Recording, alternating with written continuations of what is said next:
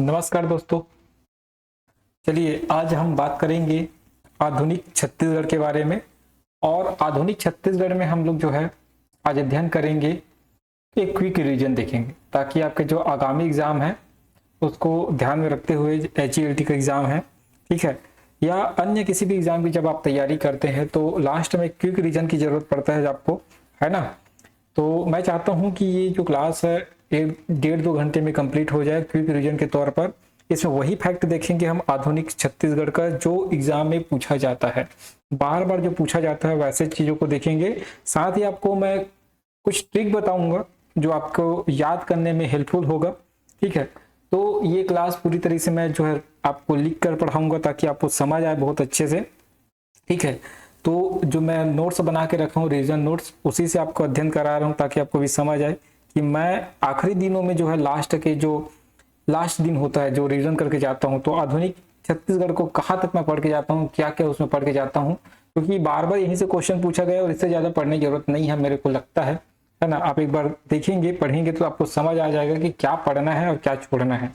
चलिए, तो सबसे पहले हम बात करते हैं, ठीक है, एकदम शुरुआत से बात करेंगे जहां से मराठा शासन चालू होता है, उससे पहले से अपन जो है बात करते हैं थोड़ा सा। तो पहले तो मैं आपको बस्तर विद्रोह एक बार समझा दूं ताकि आपको एकदम क्लियर समझ आए कि वहां की बात कैसे चालू होता है। तो सबसे पहले हम बात करते हैं आधुनिक छत्तीसगढ़, ठीक है, आधुनिक छत्तीसगढ़ का इतिहास, छत्तीसगढ़ का इतिहास, ठीक है, आधुनिक छत्तीसगढ़ का इतिहास जो है हम आज पढ़ेंगे, ठीक है। इसमें सबसे पहले मैं अभी बस्तर विद्रोह आपको बताता हूं। बस्तर विद्रोह के बारे में अपन जो है चर्चा करेंगे, बस्तर विद्रोह, ताकि यहीं से अपन जो है रिलेट करते हैं हमको बड़े। तो बस्तर विद्रोह जो हुआ था उसको याद करने का मैं ट्रिक बनाया हूं। उस ट्रिक के माध्यम से आपको मैं जो है समझाते चलता हूं। तो ट्रिक क्या है, हम हम भोपाल हम भोपाल गए पार्टी करने, पार्टी करने, तालाब पास बैठे या तालाब के किनारे बैठे, जैसे भी आपको याद रखना है, तालाब पास बैठे, मेरे लिए मेरे लिए कोई कोई मुर्गा मुर्गा लाया, है ना, यहां लिख देता हूं ताकि आपको समझ आए, लाया, मुर्गा लाया, रानी चोर, रानी चोर भूमि में दबा दी, भूमि में दबा दी, ठीक है। ये मेरे द्वारा बनाया गया ट्रिक है, ठीक है, इसको मैं ही बनाया हूं ताकि याद हो सके, है ना। जब कुछ नहीं मिलता तो याद करने के लिए कई ट्रिक बन जाते हैं, तो उसी में एक ट्रिक मैं बनाया हूं। अब इसका मतलब आपको समझाता हूं कि एक लाइन आपको याद रखना है, हम भोपाल गए पार्टी करने, तालाब पास बैठे, मेरे लिए कोई मुर्गा लाया, रानी चोर भूमि में दबा दी। अब इससे समझते हैं, यहां से याद रखेंगे आप हल्बा विद्रोह, है ना, क्या याद रखेंगे, हल्बा जो विद्रोह हुआ था वो हल्बा विद्रोह। अब यहां से याद रखेंगे भोपाल से भोपालपट्टनम का संघर्ष, ठीक है, याद रखेंगे भोपालपट्टनम का जो संघर्ष हुआ था ना उसको याद रखना है, ठीक। उसके बाद पार्टी से याद रखेंगे आप परलकोट, परलकोट, पार्टी से याद रखेंगे परलकोट, ठीक है। तालाब से याद रखेंगे तारापुर, तारापुर एकदम क्रम से, है ना, बस ऐसे ही याद रखना इसको, तारापुर। उसके बाद मेरे लिए मैं याद रखेंगे मेरिया, मेरिया विद्रोह, मेरिया विद्रोह, ठीक है। उसके बाद आप याद रखेंगे, लिए से याद रखना लिंगागिरी, लिंगागिरी, लिंगागिरी याद रखेंगे। उसके बाद कोई से याद रखना कोई विद्रोह, कोई विद्रोह, ठीक, कोई विद्रोह याद रखेंगे। कोई के बाद यहां से मुर्गा से याद रखना मूड़िया, याद रखेंगे मूड़िया, मूड़िया विद्रोह याद रखेंगे। ठीक, उसके बाद यहां से याद रखना, यहां से तो रानी चोरिस का जो विद्रोह होता है, ठीक है, अपने पति के खिलाफ रानी चोरिस का विद्रोह, रानी चोरिस का विद्रोह। और भूमि में याद रखना भूमकाल, भूमकाल। इतना में जो है जितना भी विद्रोह है आपके छत्तीसगढ़ का, ठीक है, जो इंपॉर्टेंट है आपके दृष्टिकोण से, सभी जो है कवर हो जाता है। ठीक, इतना याद रखना है। तो भोपाल हम गए, भोपाल पार्टी करने, तालाब पास बैठे, मेरे लिए कोई मुर्गा लाया, रानी चोर भूमि में दबा दी। तो हलबा विद्रोह संघर्ष है ना, भोपाल पटलब का संघर्ष है। पार्टी से याद रखेंगे परलकोट, तालाब से याद रखेंगे तारापुर, मेरे लिए से याद रखना मेरिया, लिए से लिंगागिरी, है ना, कोई विद्रोह मुड़िया विद्रोह, रानी चोरिस, भूमकाल, इतना याद रखना है। अब आपको इसका डेट भी बताता हूं मैं, ठीक है, आपको डेट भी जो है बताते चलता हूं ताकि आपको समझ आ जाए। ठीक, तो हलबा जो विद्रोह हुआ था ना, ये 1774 में हुआ था। ठीक है, कब हुआ था? 1774-75 में। भोपालपट्टनम का 1795 में। ठीक है, डेट भी एकदम क्रम से जमा हुआ है। ठीक, अब याद रखेंगे उसके बाद जो परलकोट विद्रोह हुआ था ना 1825 में, देखो डेट बढ़ते क्रम में रहेगा 1825 में। उसके बाद जो है ना तारापुर का विद्रोह जो है और मेरिया विद्रोह, ये हुआ था 1842 में। कब हुआ था? 1842 में हुआ था, ये 1842 में हुआ था। ठीक, उसके बाद जो लिंगागिरी विद्रोह हुआ था ना, ये हुआ था 1856 में। कब हुआ था? 1856 में। उसके बाद जो मुड़िया विद्रोह हुआ वो हुआ 1876 में, 1876 में हुआ। उसके बाद रानी चोरिस का जो विद्रोह हुआ था वो हुआ था 1878 में। और जो भूमकाल का विद्रोह हुआ था वो हुआ था 1910 में। देखो आपको मैं डेट भी एकदम लिखवा दिया हूं जिससे आपको याद करने में आसानी हो। ठीक, मैं इसको बढ़ते क्रम में लिखा हूं, देखो डेट को। हलबा विद्रोह 1774 एकदम याद रखना है। 1795 में भोपालपट्टनम का संघर्ष होता है, उसको भी याद रखना है। उसके बाद होता है पार्टी से, है ना, परलकोट का 1825, फिर 1842 में, दो को याद रखना है। 1856 में लिंगागिरी, उसके बाद 1876 में मुड़िया, 1878 में रानी चोरिस, फिर 1910 में भूमकाल विद्रोह होता है। ठीक, अब यही आपको मैं इसके जो शासक थे उसको भी याद करवाने की कोशिश करता हूं ताकि आपको समझ आ जाए। अब हलवा में याद रखेंगे यहीं पर ये होता है अजमेर सिंह और दरियादेव के बीच, है ना, अजमेर सिंह और दरियादेव के बीच। तो यहां जो शासक था, ठीक है, इस समय दरियादेव हुआ करता था, याद रखेंगे। कौन शासक था? दरियादेव शासक था। ठीक है, ये उत्तराधिकार के लिए युद्ध लड़ रहा था, तो दरियादेव यहाँ का शासक था। अब यहां याद रखेंगे आप भोपालपट्टनम का, देखो यहाँ ना आपको दो चीज देखने को मिलेगा, कभी कभी अजमेर सिंह दिखता है, लेकिन उस समय अजमेर सिंह शासक हुआ करता था। 3-4 बार युद्ध होता है ना, युद्ध को अपन देखेंगे तो आपको एकदम क्लियर हो जाएगा। तो अजमेर सिंह और दरियादेव दोनों को याद रखेंगे। आगे मैं बताऊंगा आंसर इसका कैसे लेना है। ठीक है, ठीक, इसको जब मैं पढ़ाऊंगा हलवा विद्रोह को तो आपको मैं बताऊंगा कैसे आंसर लेना है इसका। उसके बाद भोपालपट्टनम का संघर्ष, भोपालपट्टनम के संघर्ष में याद रखना कि यहाँ का शासक हुआ था दरियादेव। अब शासक कौन होगा? दरियादेव। ठीक है, क्योंकि उत्तराधिकार का युद्ध हो गया तो ये दरियादेव यहाँ का शासक था भोपालपट्टनम के संघर्ष के समय। अब परलकोट का जब विद्रोह हुआ था उस समय हुआ था, शासक हुआ करता था महिपाल देव, महिपाल देव, महिपाल देव जो है शासक हुआ करता था। ठीक, अब उसके बाद याद रखेंगे जब तारापुर का विद्रोह हुआ ना, इस समय जो शासक हुआ करता था वो हुआ था भोपाल देव, भोपाल देव। देखो दो विद्रोह सेम सन में है तो दोनों का शासक कौन होगा? भोपाल देव। इस समय शासक कौन हुआ करता था? भोपाल देव। उसके बाद याद रखेंगे जो लास्ट ये 3 जो विद्रोह है ना, लास्ट जो 3-4 विद्रोह है ना, एक मिनट आपको बताता हूं मैं। ठीक, ये मेरिया विद्रोह से लेके मुड़िया विद्रोह तक, मेरिया से लेके मुड़िया विद्रोह तक याद रखेंगे भैरम देव कौन हुआ करता था? शासक। भैरम देव शासक हुआ करता था इस समय। उसके बाद याद रखेंगे रानी चोरिस के समय भी भैरम देव हुआ करता था।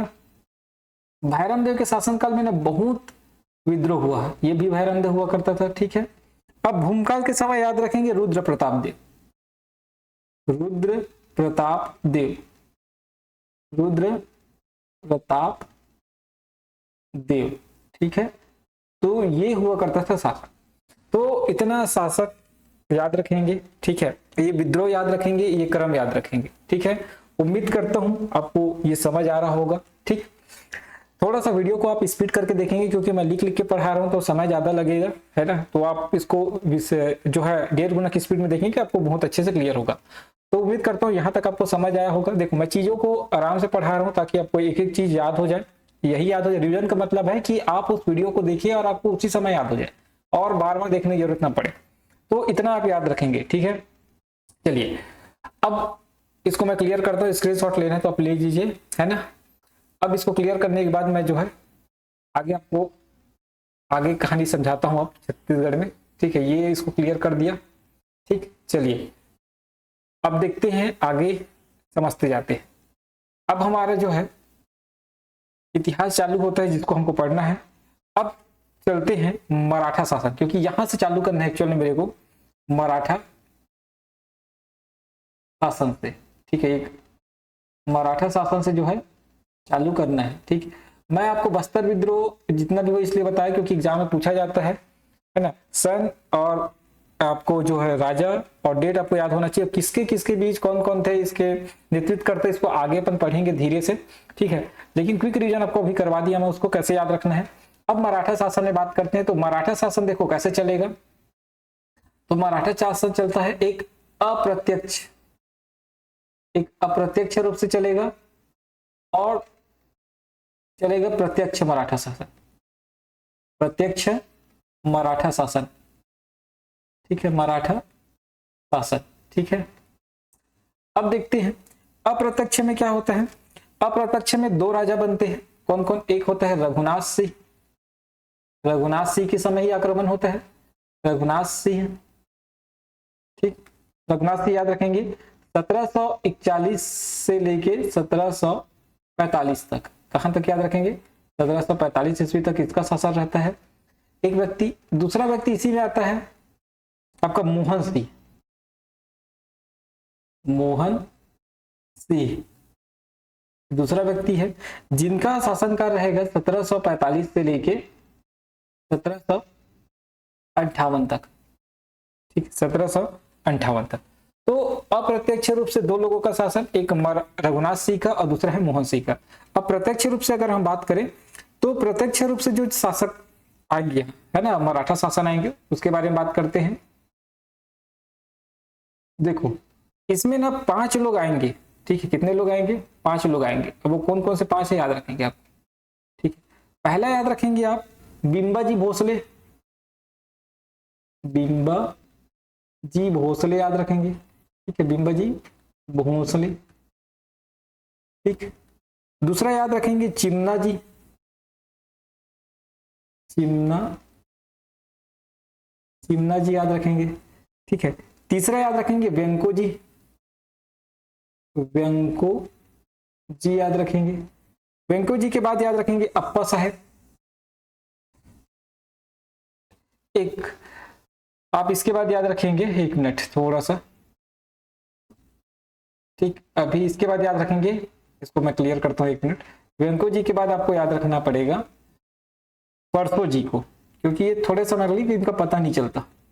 परसो जी, परसो जी को, इसको रास्ते से हटाकर आएंगे अप्पा साहेब, है ना, अप्पा साहेब। ये जो है 5 लोगों का प्रत्यक्ष शासन आप समझेंगे, ठीक है। कौन हमारे छत्तीसगढ़ में आके शासन किया, कौन ने किया, इसको हम जो है क्रम से देखते जाते हैं, ठीक है। चलिए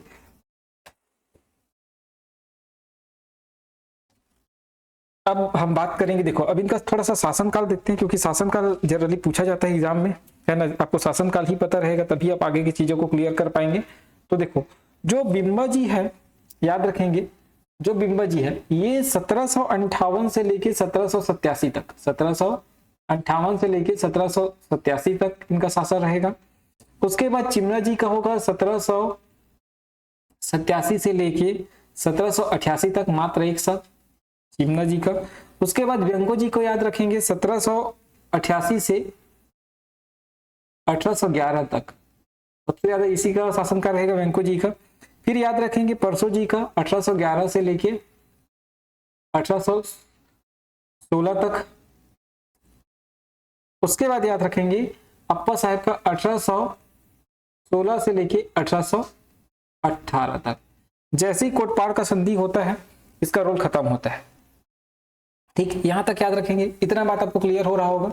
अब प्रत्यक्ष शासन चलता है रघुनाथ सिंह का, मोहन सिंह का, फिर प्रत्यक्ष शासन चलेगा बिंबाजी भोसले, चिमनाजी, वेंकोजी, परसोजी, अप्पा साहब। ठीक, अब देखो यहाँ कहानी अब क्या क्या है जिसको हमको याद रखना पड़ेगा। ठीक, यहाँ कहानी ये है कि आपको ये देखो, ये दोनों के शासनकाल में पैसे ज्यादा कुछ हुआ नहीं क्योंकि इन्हीं लोग शासन किए थे अप्रत्यक्ष रूप से। रघुनाथ सिंह है ना, उधर रघु जी था, अपन समझेंगे उसको। ठीक, अब प्रत्यक्ष मराठा शासनकाल में अपन समझते हैं कि जो दूसरे नंबर का है यहां से चिमना जी से लेके जो अप्पा साहब तक का शासनकाल है। ठीक है, यहां से यहां तक याद रखेंगे। ठीक है, ये चार जो है इसमें आपको याद रखना है सूबा शासन। याद रखना है सूबा शासन, याद रखना है। यहां चलेगा सूबा शासन। ठीक है, मतलब बिंबाजी भोसले रतनपुर आके तो शासन करते हैं, बाकी नहीं आते। ये लोग नागपुर से ही शासन करते हैं। कहां से शासन करते हैं? नागपुर से। किसके माध्यम से? सूबेदार के माध्यम से। तो यहां से सूबा शासन चलता है ना।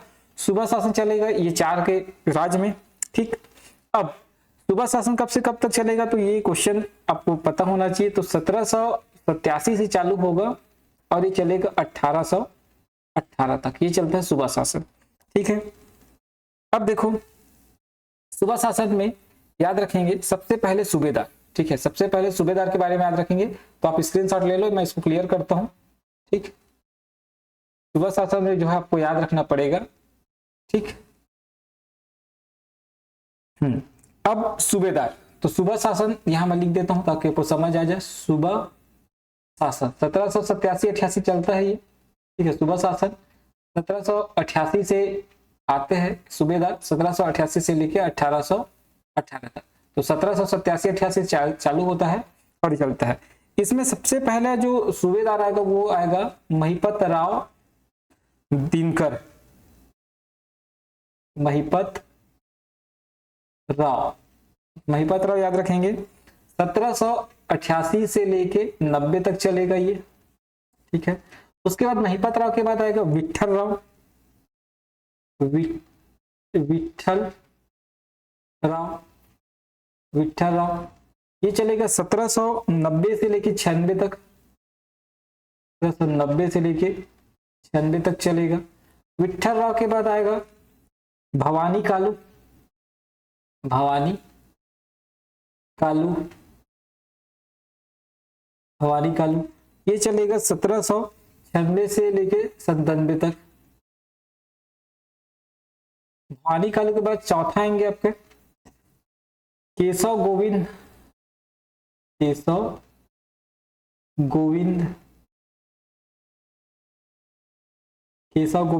ये आते हैं 1797 से लेके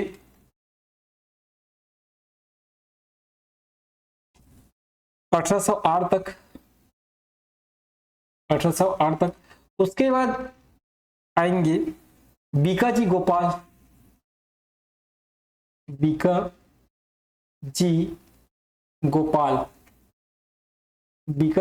आएंगे। ये आएंगे 1809 से लेके, ये आएंगे 1808 से लेके 1809 तक। ठीक है, मात्र एक साल, ज्यादा नहीं, 6-7 महीना रहते हैं। उसके बाद छठवा याद रखेंगे आप इसमें बीकाजी, अच्छा हाँ, इसको जो बीकाजी गोपाल है ना, इसको आप बीकाजी पिंडरी कर लेंगे। ठीक है, ये पिंडरी कर लेंगे। पहले पिंडरी भी आते हैं थोड़े समय के लिए, है पिंडरी करके। उसके बाद याद रखेंगे बीकाजी गोपाल, नाम सेम है, कंफ्यूजन होता है थोड़ा सा। बीकाजी गोपाल, ठीक है, ये इनका रहता है 1809 से 1817 तक।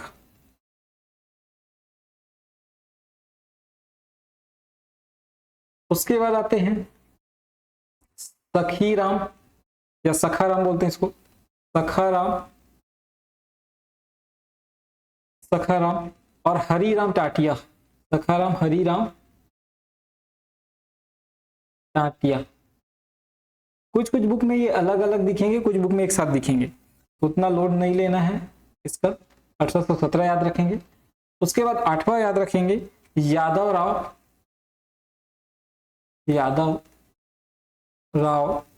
दिवाकर। यादव राव दिवाकर 1818। अब इसमें ये याद रखना आपको, सबसे लंबा शासनकाल किसका था, सबसे कम किसका था, बस यही याद रखना है। और इसमें एक चीज और बताऊंगा मैं जिसको आपको याद रखना पड़ेगा, ठीक है। चलिए, तो क्या याद रखना पड़ेगा, देखो इसमें याद रखना पड़ेगा विठ्ठलराव दिनकर को याद रखेंगे आप, ठीक है। ये है परगना पद्धति लाते हैं, क्या लाते हैं, परगना पद्धति, परगना, ठीक है। परगना का गठन करते हैं, परगना पद्धति चलता है, ठीक है। सबसे कम समय का जो शासनकाल है वो रहता है आपका भवानी कालू का। सबसे कम समय का शासनकाल, सबसे कम समय तक ये सूबेदार, सबसे कम समय का सूबेदार, ठीक है। और सर्वाधिक समय का सूबेदार जो होता है, देखो केशव गोविंद को, ठीक है, ये सर्वाधिक समय का, सर्वाधिक समय का सूबेदार, ठीक। बस इतना बातें आप इसमें याद रखें, जो जो भी आपको बताते जा रहा हूँ वो चीज याद रखो, ठीक है। ज्यादा एक साथ पढ़ने की कोशिश ना करना, ठीक है, क्योंकि चीजें जो है धीरे धीरे याद होता है। अब एक साथ पढ़ने की कोशिश करेंगे, सब चीज यही पढ़ लूंगा मैं, ये क्या किया था, इसके शासन में क्या हुआ था, क्या नहीं हुआ था, तो आप चीजों को भूल जाएंगे।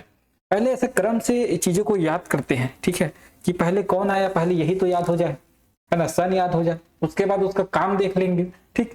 तो पहले मैं एक ओवरव्यू देने का मतलब यही है कि आपको समझ आए कि हो क्या रहा है, ठीक है। तो अभी हम क्या क्या देखें, मराठा शासनकाल में अप्रत्यक्ष प्रत्यक्ष देख लिए। अप्रत्यक्ष प्रत्यक्ष में देखिए, अप्रत्यक्ष में 2 लोगों का नाम आपको पता होना चाहिए, प्रत्यक्ष में 5 लोगों का नाम पता होना चाहिए। उस 5 में फिर दूसरे नंबर से लेके जो 5वें नंबर तक का है उसमें जो चलेगा, क्या चलेगा, सूबा शासन। सूबेदार में पहले सूबेदार आएंगे महिपात राव दिनकर, कई बार पूछा जाता है छत्तीसगढ़ का पहले सूबेदार तो महिपात राव दिनकर, ठीक है, याद रखेंगे। फिर विठ्ठलराव दिनकर को याद रखेंगे, दिवाकर दिनकर जो भी, ठीक, इसको याद रखेंगे आप, ठीक। यहां से तो मोस्ट इंपॉर्टेंट है परगना पद्धति, ठीक। एक मिनट, ठीक है, मैं इसको थोड़ा सा क्लियर करता हूं ताकि आपको समझ आए, है ना।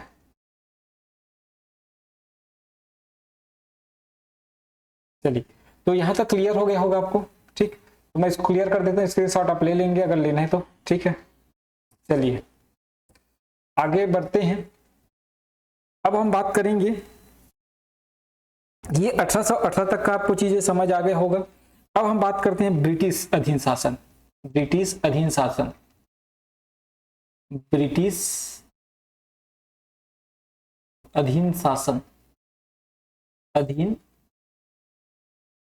शासन, ठीक है। ब्रिटिश अधीन शासन चलेगा, कब से कब तक चलेगा, ये 1818 से लेके 1830 तक चलेगा। कब तक चलेगा, 30 तक, ठीक है। इसमें याद रखेंगे कुछ व्यक्तियों का नाम, देखो अभी मैं केवल व्यक्ति का नाम आपको बता रहा हूं, आगे इन लोग का कहानी भी सुनाऊंगा मैं अभी, ठीक है। तो कहानी धीरे धीरे सुनेंगे, कम से कम नाम पहले याद हो, ठीक है। तो इसमें कुछ व्यक्ति का नाम याद रखेंगे, जैसे कैप्टन एडमंड, इसको क्या प्रॉब्लम हो रहा है, एक मिनट।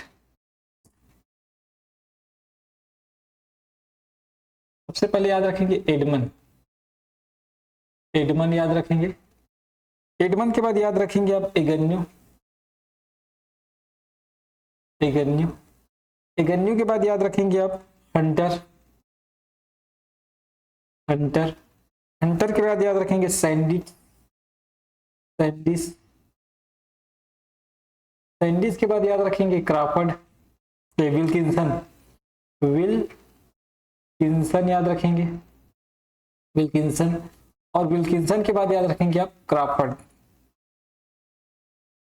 क्राफर्ड, तो ये ना, ठीक है। Edmund, Agnew, Hunter, Sandis, Wilkinson, Crafoord. अब याद रखेंगे इसमें कुछ चीजें, ठीक। तो ब्रिटिश अधीन में ना ये 5 लोगों का नाम याद रखना है, ठीक है, जो मोस्ट इंपॉर्टेंट है। अब इसके बाद देखो, मैं भी इसमें डेट नहीं बता रहा हूँ आपको, डेट आगे मैं बताऊंगा आगे चलकर, ठीक है। अभी डेट में नहीं बता रहा हूँ, अब डेट को याद मत रखिए, अभी जब मैं बताऊंगा तब डेट को याद रखना है, क्योंकि अभी रखेंगे सब चीज को याद तो आप भूलते जाएंगे। अभी मैं पूरा एक ओवरव्यू बना रहा हूँ आपके दिमाग में कि कैसे कैसे साथ हो जाए, क्योंकि इसके बारे में पूरा डिटेल पढ़ाऊंगा मैं, ऐसा नहीं है कि इतना ही पढ़ना है आपको, ठीक है, क्योंकि इसके बारे में बहुत कुछ याद रखना है। तो पहले ओवरव्यू को याद रखते जाओ, नाम याद करते जाओ, नाम याद होगा तो डेट भी याद हो जाएगा, डेट भी याद होगा, काम भी याद हो जाएगा। तो पहले नाम जरूरी है, ठीक। तो ये हो गया ब्रिटिश अधीन शासन। अब इसके बाद देखो फिर से 1830 हो गया। अब 1830 से लेके ना, इसी 1830 से लेके 1854 तक चलेगा फिर से पूना मराठा शासन। क्या चलेगा? पूना मराठा शासन। अभी मराठा शासन चल रहा था, बंद हुआ, अंग्रेज आए, अब फिर चलेगा पूना मराठा। पूना मराठा आ जाएंगे। अब देखो फिर से मराठा लोग आ गए, ठीक है। क्यों आएंगे, क्या आएंगे, अभी याद रखने की जरूरत नहीं है, मैं बार बार बोल रहा हूँ, चीजें वैसे ही याद होता है जैसे आपको याद कराया जाए, ठीक। पूना मराठा शासन आएगा। अब देखो पूना मराठा शासन में ना जो शासन चलेगा अब किसके हिसाब से चलेगा, तो जिलेदार है ना, इसमें क्या नियुक्त किए जाएंगे, जिलेदार। तो सबसे पहले याद रखेंगे जिलेदार, पहला जिलेदार बनेगा किस, कृष्ण अप्पा। कौन बनेगा? कृष्ण राव अप्पा। कृष्णराव अप्पा पहले जिलेदार। दूसरे जिलेदार बनेंगे आपका अमृतराव, अमृतराव, ठीक है। तीसरे जिलेदार इसमें आएंगे सदरुद्दीन, सदरुद्दीन, सदरुद्दीन, ठीक है, सदरुद्दीन। चौथे आएंगे इसमें, याद रखना, दुर्गा प्रसाद, दुर्गा प्रसाद, ठीक है। पांचवा याद रखना इसमें दुर्गा प्रसाद के बाद इंटुक राव, इंटुक राव। इंटुक राव के बाद छठवा याद रखेंगे अब इसमें सखाराम बापू, सखाराम बापू। उसके बाद याद रखेंगे सातवां गोविंद राव अप्पा,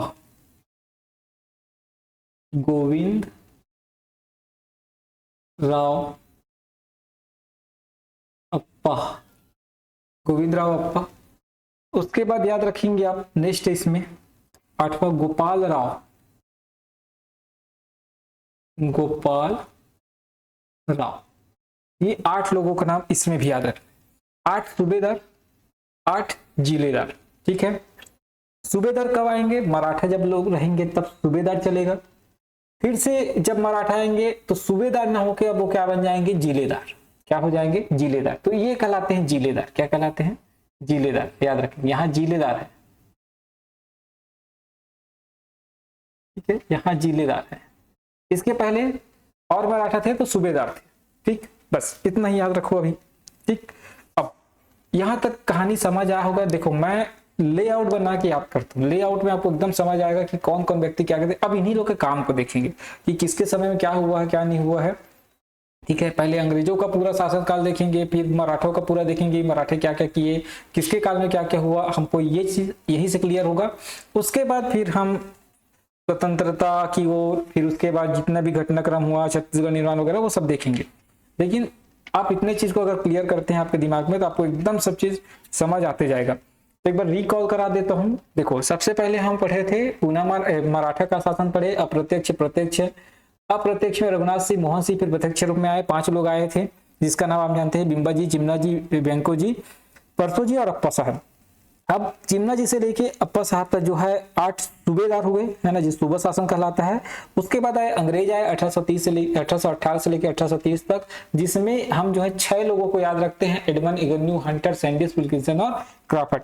उसके बाद हम बात करते हैं पुनः मराठा शासन काल के बारे में, जो 1830 से लेकर 1854 तक चलेगा, जिसमें हम याद रखेंगे कृष्ण राव अप्पा, अमृत राव, सदरुद्दीन, दुर्गा प्रसाद, इंटुक राव, सखाराम, गोविंद राव अप्पा और गोपाल राव। तो ये 8 लोग इसमें भी याद रखना है। चलो अब आपको मैं इंपॉर्टेंट फैक्ट बताते जाता हूं, जिसको आपको एकदम याद रखते जाना है, ठीक। ये शॉर्ट नोट्स मैं आपको बता रहा हूं, है ना, लेकिन ये ऐसा शॉर्ट नोट्स है जो आपको ना पूरा आधुनिक इतिहास एक बार में रिकॉल कराएगा, ठीक। चलिए अब हम बात करते हैं कुछ इंपॉर्टेंट फैक्ट के बारे में जो आपको याद रखना पड़ेगा। जैसे रघु जी, है ना, रघु जी कहाँ, नागपुर, ठीक है। रघु जी का शासन कहाँ है, नागपुर में। रघु जी प्रथम याद रखेंगे, रघु जी फर्स्ट याद रखेंगे इसमें। इसकी मृत्यु जो है ना 14 फरवरी 1755 को होता है। कब होता है? 1755 को। ठीक है, किसके शासनकाल में होगा अब आपको समझ आ रहा होगा। ठीक है, 1741 से लेके 1745 तक रघु जी वो थे रघुनाथ सिंह, और 1745 से लेके 1758 थे मोहन सिंह। तो इनका जो मृत्यु होता है वो मोहन सिंह के शासनकाल में होता है। इनके शासनकाल में होता है, मोहन सिंह के शासनकाल में, याद रखेंगे। ठीक है, मोहन सिंह के शासनकाल में इनका मृत्यु होता है। ठीक है, इनका जो मृत्यु होता है कब होता है, डेट याद रखेंगे, ये मृत्यु का डेट, ना कि जन्म का। ठीक है, मृत्यु कब होता है? 14 फरवरी 1755 को। ठीक है, एकदम डेट भी अच्छा डेट है, 14 फरवरी है भाई। ठीक है, तो आपको एकदम याद रखना पड़ेगा इसको। ठीक, अब देखो, अब मैं कहानी लेकर आता हूं कि कैसे कैसे क्या होगा। अब यहां याद रखना, इसके पुत्र थे। ठीक है, पुत्र, बहुत सारे पुत्र थे। ठीक है, अब इनके पुत्रों को देखते हैं। ठीक है, अब कौन कौन हुए इनके पुत्र देखते हैं। ठीक है, अभी तो नागपुर में जो है सत्ता संघर्ष चलेगा, तो इनके पुत्र में सबसे पहले याद रखेंगे आप जानो जी। याद रखेंगे, जानो जी को याद रखेंगे। जानो जी जो नागपुर का शासक बनेगा। कहाँ का? नागपुर का। ठीक है, जानो जी। उसको बात याद रखेंगे मुधो जी। मुधो जी। ठीक है, मुधो जी ये शासक बनेंगे चांदा का। चांदा का शासक बनेंगे। उसके बाद याद रखेंगे आप साबा जी। साबा जी, अलग अलग नाम है ना, साबा जी। ये हो जाएगा बरार का शासक। उसके बाद याद रखेंगे बिंबा जी। अब इनका नाम तो आपको पता होगा, बिंबा जी। ये बनते हैं छत्तीसगढ़ के शासक, रतनपुर में आके शासन करते हैं। ठीक है, ये यहां तक क्लियर हुआ। अभी नागपुर में सत्ता संघर्ष हुआ, इनके मरने के बाद सत्ता संघर्ष के बाद ये जो है इन लोगों को ये जगह प्राप्त हुआ। ठीक, अब याद रखेंगे, अब इसी में ना याद रखेंगे मुधो जी को। तो मुधो जी में याद रखेंगे कुछ व्यक्ति का नाम जिसको आपको याद रखना है। पहला व्यक्ति याद रखेंगे इसमें रघु जी द्वितीय। रघु जी द्वितीय याद रखेंगे, और एक व्यक्ति याद रखेंगे इसमें व्यंको जी। व्यंको जी। ठीक, व्यंको जी ये मुधो जी के बेटे हैं। कौन कौन? रघु जी द्वितीय और व्यंको जी। ठीक है, अब याद रखेंगे, ठीक है, जो बिंबा जी है ना वो चिमना जी को गोद लिए हुए थे। इसको चिमना जी को, चिमना जी। ठीक है, याद रखेंगे, ये गोद लिए हुआ पुत्र था, याद रखेंगे। ठीक है, क्योंकि चिमना जी जो है आप जानते हैं बिंबा जी के बाद चिमना जी आते हैं, तो गोद लिए हुआ पुत्र है, याद रखेंगे। अब हम बात करते हैं इसके बारे में, बिंबा जी भोसले के बारे, क्योंकि छत्तीसगढ़ में कौन आया ये क्लियर हो गया होगा। नागपुर में जो है सत्ता संघर्ष चला, जिसमें 5 जो है 4 लोगों को याद रखेंगे, जानो जी, मुधो जी, साबा जी और बिंबा जी। ठीक है, मुधो जी के 2 बेटे याद रखेंगे, रघु जी द्वितीय और वेंको जी। वेंको जी भी हमारे यहाँ आएंगे चिमना जी के बाद, है ना।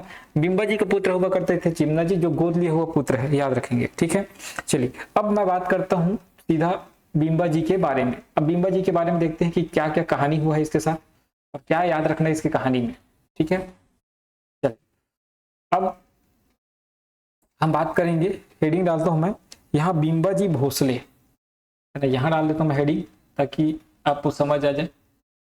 बिंबा जी, बिंबा जी भोसले। अब क्या क्या याद रखना है, याद रखना जो इंपॉर्टेंट चीज है मैं वही चीज बताऊंगा कि क्या याद रखना और क्या नहीं रखना।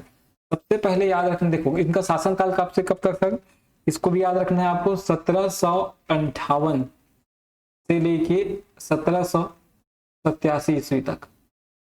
ठीक है, इनका शासनकाल याद रखेंगे भाई।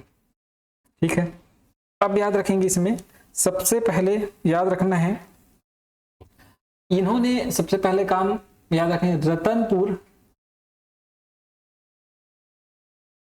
और रायपुर रतनपुर रायपुर का प्रशासनिक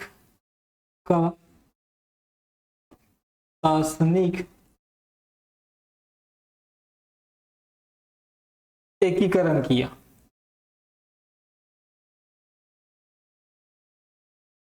प्रशासनिक एकीकरण किया, पहला काम याद रखेंगे।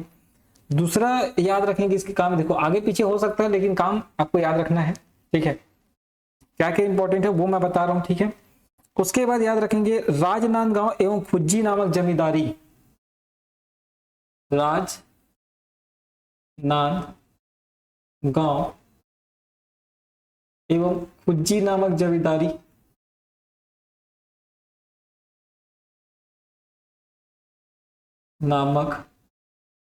जमींदारी की स्थापना। ठीक, उसके बाद तीसरा याद रखेंगे इनके में रतनपुर में न्यायालय की स्थापना। रतनपुर में न्यायालय, रतनपुर में न्यायालय याद रखेंगे। चौथा, ठीक है, न्यायालय स्थापना लिख लेना भाई, नहीं तो भूल जाओगे आप लोग, स्थापना। उसके बाद चौथा याद रखने इनके शासनकाल में परगना पद्धति का सूत्रधार कहलाते हैं। परगना पद्धति का सूत्रधार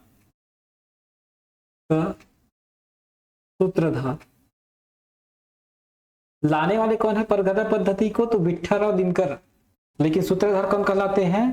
तो बिंबाजी भोसले। पांचवा याद रखेंगे, ठीक है, परगना पद्धति के जन्मदाता अगर पूछे तो विठ्ठलराव दिनकर याद रखेंगे भाई, ठीक है। और सूत्रधार बोले तो बिंबाजी भोसले, दोनों में अंतर है, ठीक है। यहां लिख देता हूं जन्मदाता परगना का, परगना जन्मदाता लिख देता हूं यहां, जन्मदाता ये है विठ्ठलराव। कौन है? विठ्ठल राव, ठीक। अब उसके बाद देखते हैं कोरबा जमींदारी को जब्त कर लिया था। पहला जमींदारी था एकमात्र जमींदारी, और कोरबा जमींदारी को जब्त किया।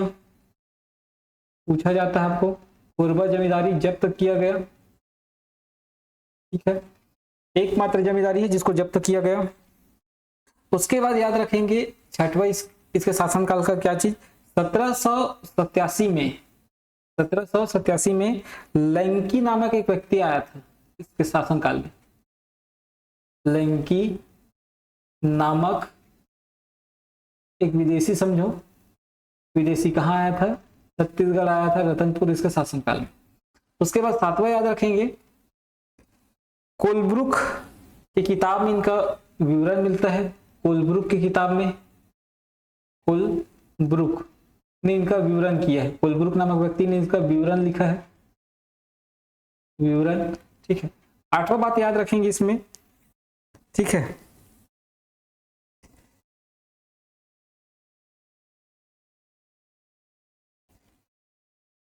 अब इसमें याद रखेंगे कोटपाड़ की संधि याद रखेंगे, ठीक है। एक इंपॉर्टेंट जो है कोटपाड़ की संधि, कोटपाड़ की संधि कब हुआ था, किनके किनके बीच हुआ था, यही याद रखना है आपको। 6 अप्रैल को हुआ था, 6 अप्रैल को हुआ था, और 1778 में हुआ था, 1778 में, क्योंकि जो अजमेर सिंह और दरियादेव के बीच जो संघर्ष हुआ था उसके समय वहीं पास है ना। तो ये 6 अप्रैल 1778 को क्या हुआ था, आपको कोटपाड़ की संधि हुआ था। किसके किसके बीच हुआ था याद रखेंगे, इंपॉर्टेंट है। इसमें आए थे दरियादेव,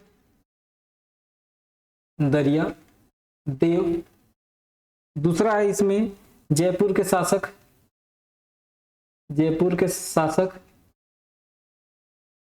ठीक है, जयपुर के शासक विक्रमदेव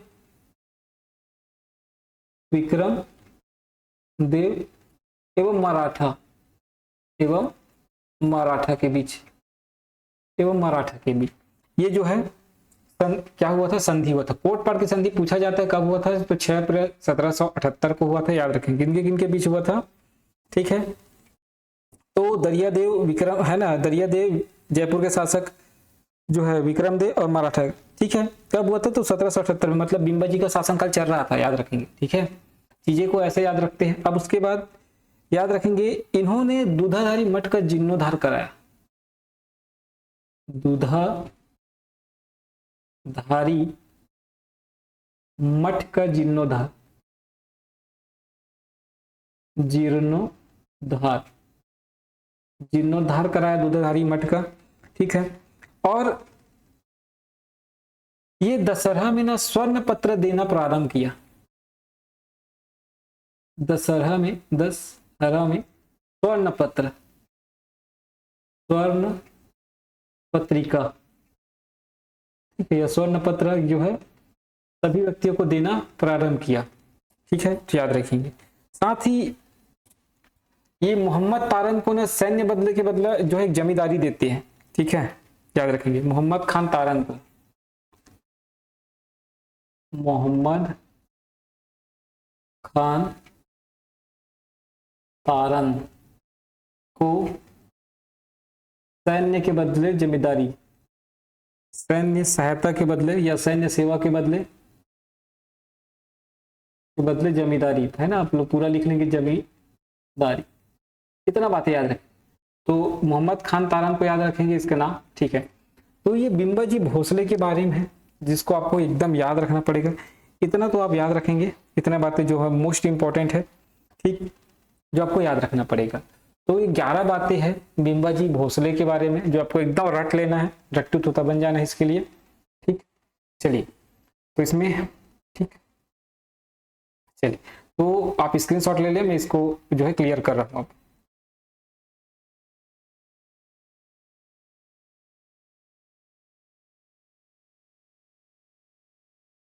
ठीक, चलिए, अब हम बात करते हैं, ये तो हो गया बिंबाजी भोसले के बारे। अब व्यंको जी के बारे में, ठीक है, व्यंको जी भोसले के बारे में याद रखते हैं।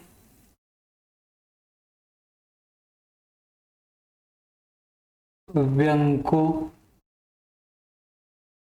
जी भोसले, व्यंको जी भोसले, ठीक है, इनके बारे में याद रखेंगे। पहले अब इनका शासनकाल 1787 से लेके 1811 तक, ठीक है। सबसे पहले याद रखेंगे सूबा शासन के माध्यम से शासन किए, है ना, सूबा शासन चलाए। सूबा शासन मतलब ये जो है नागपुर में रहते थे, यहाँ छत्तीसगढ़ नहीं आए और एक सूबेदार नियुक्त कर दिया, मतलब सूबा शासन का सूत्रधार यही है, बोल सकते हो, ठीक है, एक प्रकार से, ठीक। परगना पद्धति अलग है, सूबा पद्धति अलग, तो सूबा शासन का सूत्रधार अगर बोला जाए तो व्यंको जी भोसले सूबा शासन लेके आए, ठीक है। और सबसे पहले सूबेदार जो है किसको नियुक्त किया, महिपत राव दिनकर। ये महिपत राव को, महिपत राव सबसे पहले सूबेदार, महिपत राव प्रथम सूबेदार, इसको याद रखना है, प्रथम सूबेदार याद रखेंगे, सूबेदार, ठीक है। अब इसके बारे में थोड़ा सा मैं एक चीज और याद दिला देता हूं आपको, है ना। महिपत राव जो सूबेदार हुए पहले, इनके बारे में, इस समय ना व्यंको जी का मृत्यु जैसे होता है, मृत्यु होने के बाद उसकी पत्नी है आनंदी, उनके साथ जो है आनंदी जो है इसके साथ संघर्ष होता है। तो आनंदी का संघर्ष होता है, इसका संघर्ष होता है, आनंदी का संघर्ष होता है किसके साथ, आपके महिपत राव के साथ। तो आनंदी का संघर्ष याद रखेंगे, ठीक है। अब क्या याद रखना है इनके बारे में, और तो दूसरा याद रखेंगे इनके शासनकाल में ना सावंत भारती का उपद्रव, है ना, सावंत भारती उपद्रव, ठीक है, हुआ था, याद रखेंगे, सावंत भारती का, है ना। उसके बाद याद रखेंगे इनका सेनापति, याद रखना, सेनापति कौन थे ये भी याद रख लेना, है ना। सेनापति थे इनका रामचंद्र बाघ, रामचंद्र बाघ, ठीक है। ये जो है ना महिपाल पर आक्रमण किया हुआ था, किसके ऊपर आक्रमण किया, महिपाल, जो बस्तर में शासक है, महिपाल पर आक्रमण याद रखें, कब किया था, तो 1809 में, 1809 में। उसके बाद याद रखेंगे इनके में छत्तीसगढ़ जो है वेंको जी का जागीर था, ठीक है, यहाँ से जागीर लेने का काम करते थे, ठीक है, ये भी याद रखेंगे। और उसके बाद याद रखेंगे इनके में कि 1790 में, है ना, एक बात और याद रखना है, 1790 में फॉरेस्टर नामक जो है एक व्यक्ति आया हुआ था, फॉरेस्टर नामक, फॉरेस्टर नामक जो है एक व्यक्ति आया हुआ था, या विदेशी बोल सकते हो, ठीक, व्यक्ति अंग्रेज, ठीक। एक मिनट, इसको आपको क्लियर नहीं दिख रहा होगा तो इसको मैं मिटा देता हूँ, एक मिनट, ठीक है, और लिख देता हूँ अच्छे से। फॉरेस्टर नामक अंग्रेज बोल सकते हैं, ब्रिटिश, ठीक है। उसके बाद याद रखेंगे पांचवा, 13 मार्च 1795 को, 13 मार्च 1795 को ब्लंट नामक एक व्यक्ति आया, ब्लंट नामक। और उसके बाद छठवा याद रखेंगे 14 मई 1795 को हुआ था आपका भोपालपट्टनम संघर्ष, ठीक है। कब क्या हुआ था? भोपालपट्टनम संघर्ष हुआ था, अभी बताया था थोड़ा देर पहले, भोपालपट्टनम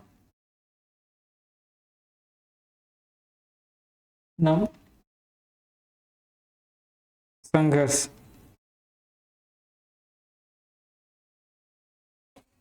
ठीक है। एक मिनट, इसको डेट को ना मेरे को थोड़ा सा याद रखना।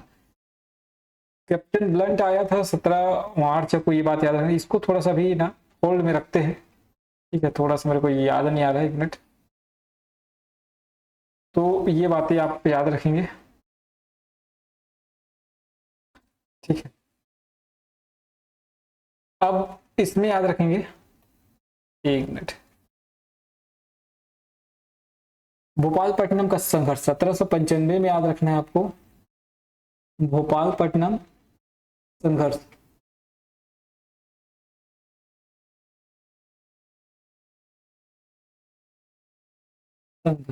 ठीक है। इतनी बातें याद रखेंगे, भोपालपट्टनम का संघर्ष याद रखेंगे, ठीक है, दरियादेव के जो शासनकाल में होता है उसको।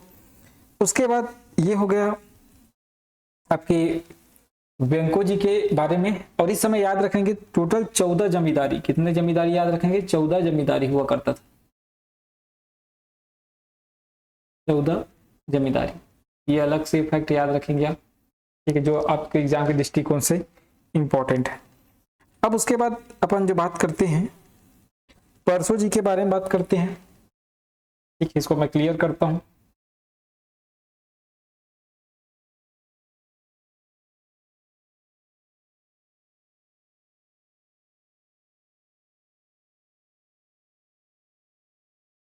परसों जी के बारे में,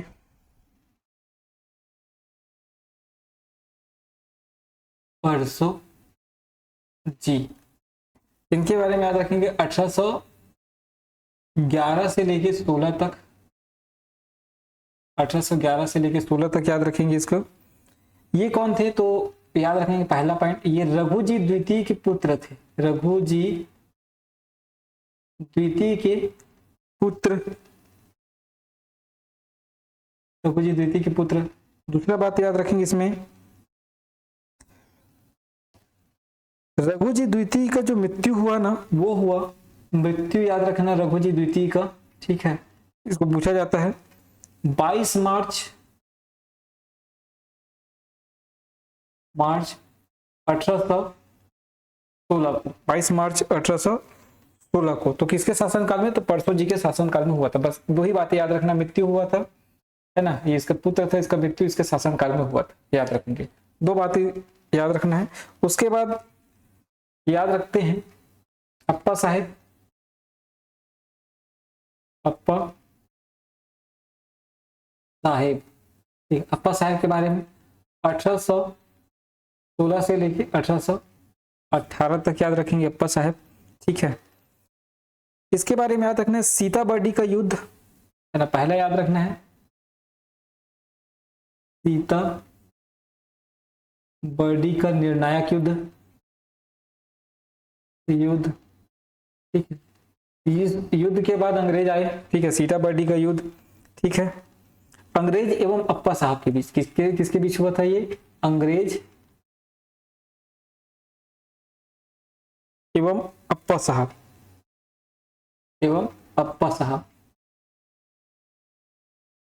क्योंकि अप्पा साहब कहाँ थे? नागपुर में, छत्तीसगढ़ नहीं आए, ठीक है। तो अंग्रेज और अप्पा साहब के बीच युद्ध हुआ, कब हुआ? तो 26 नवंबर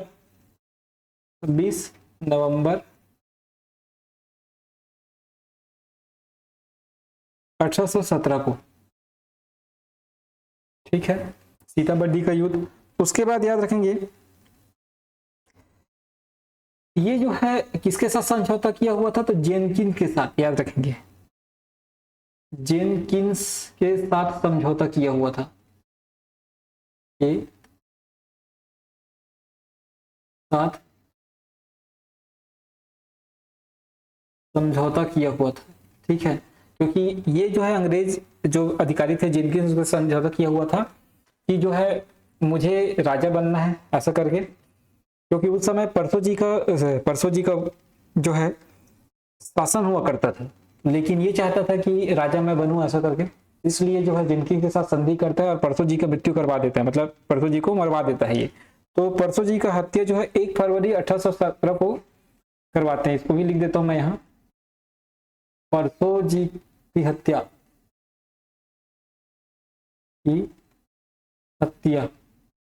ठीक है, कब हुआ? 1 फरवरी 1817, याद रखिए 1 फरवरी 1817 को ये परसों जी की हत्या करवा देते हैं, ठीक है। जेनकिंस के साथ पहले समझौता करते हैं, फिर परसों जी को हत्या करवा देते हैं, और उसके बाद जो है ये खुद राजा बन जाता है। लेकिन जैसे ही ये राजा बनता है अप्पा साहब, इसके मन में लालच भरा रहता है, ये अंग्रेजों का साथ छोड़ देता है, फिर मराठा के साथ जाके मिलता है। तो ये बात अंग्रेजों को पता चल जाता है, इसलिए अंग्रेज इसके ऊपर आक्रमण करते हैं, फिर सीताबर्डी का युद्ध होता है, ठीक है। इसका तहस नहस हो जाता है 26 नवंबर 1817 को, ठीक है, याद रखेंगे 1817 तक। तो ये बात है ना। अप्पा साहब जो है 1818 तक लास्ट जो है शासन करते हैं, फिर 1818 से लेके 1830 तक करना आएंगे अब अंग्रेज, क्योंकि अंग्रेज यहाँ से जीत गए हैं। तो अब किनका शासन चलेगा? अंग्रेज। यहाँ से कहानी में आपको समझ आ गया, ठीक है। अंग्रेज जीत गए, अब कौन आएंगे? अंग्रेज आएंगे 1830 से लेके 1818 से लेके 1830 तक, ठीक है। चलिए, तो उम्मीद करता हूँ यहाँ तक आपको समझ आया होगा, ठीक। तो इसकी आगे कहानी अपन कल देखेंगे, पार्ट वाइज देखेंगे इसको, ठीक है दोस्तों। चलिए।